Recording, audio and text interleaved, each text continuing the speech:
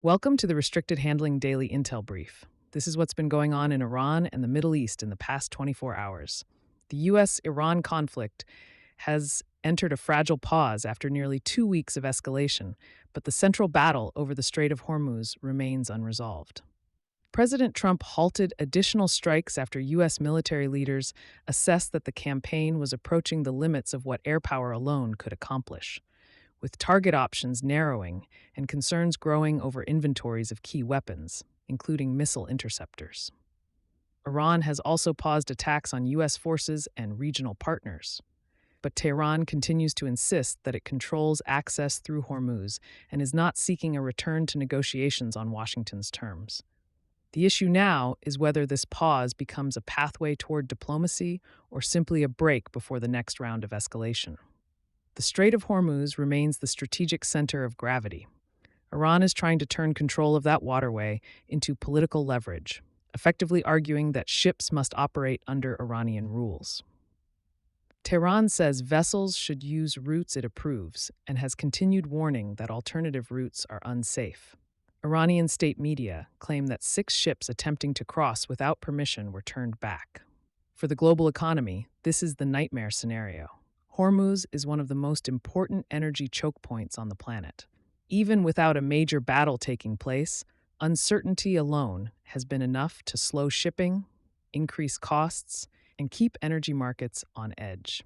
The U.S. has responded with pressure short of a broader war. American forces maintained maritime enforcement operations, including boarding the sanctioned tanker MT Charminar in the Arabian Sea.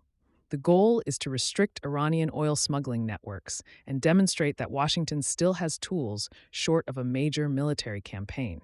Diplomacy is active, but Washington and Tehran are negotiating over fundamentally different objectives. Oman has stepped back into its traditional role as a regional mediator.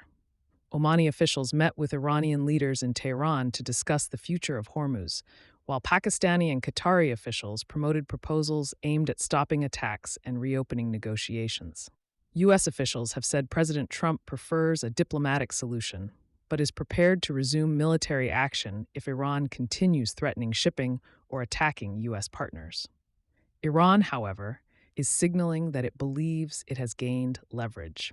Iranian officials reject the idea that Tehran requested talks and continue pushing the message that they control the waterway.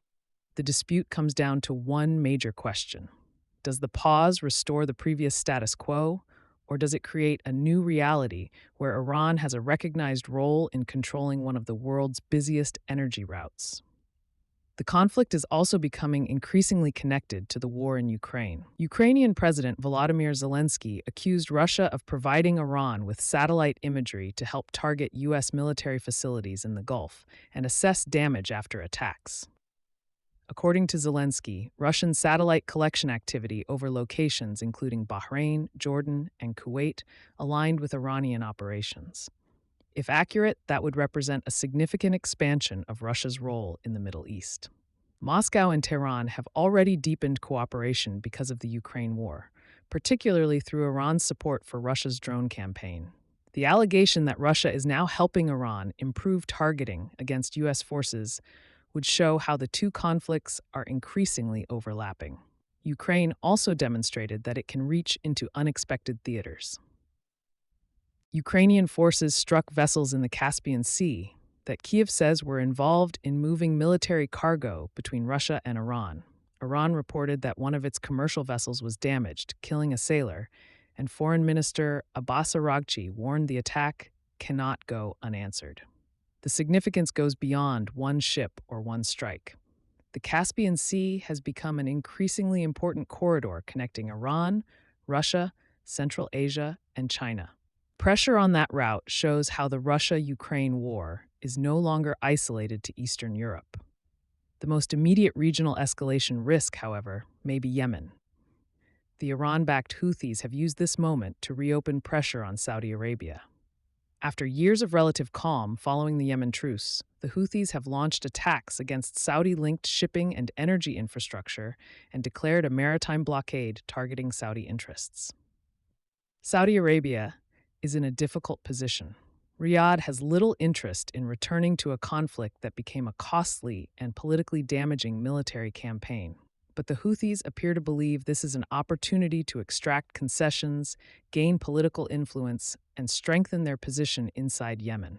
The economic stakes are enormous. Saudi Arabia has already been forced to adjust oil export routes because of disruption around Hormuz.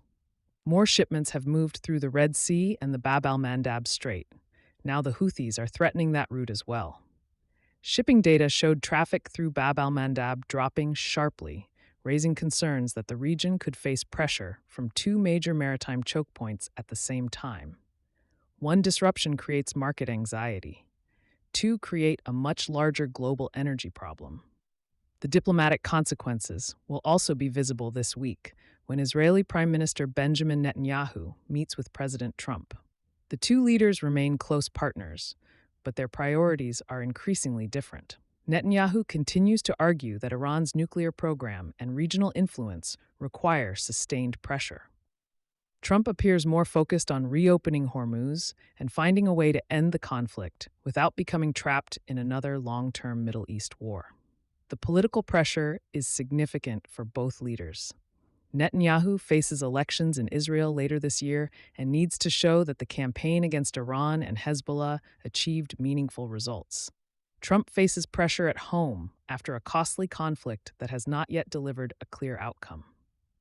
That tension also extends to the proposed U.S.-Saudi civilian nuclear agreement. Supporters argue the deal strengthens ties with a critical partner.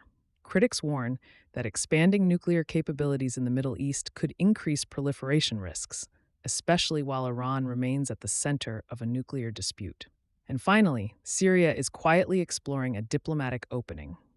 Syrian President Ahmed al-Shara said Damascus is seeking a security agreement with Israel while maintaining its claim to the Golan Heights.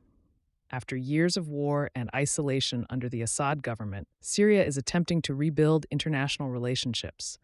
But continued Israeli military activity inside Syria and disputes over territory make any agreement extremely difficult. Thanks for listening. The headlines will keep coming, so we'll keep sorting signal from noise. Find the daily written brief at restrictedhandling.substack.com, and we'll be back with more tomorrow.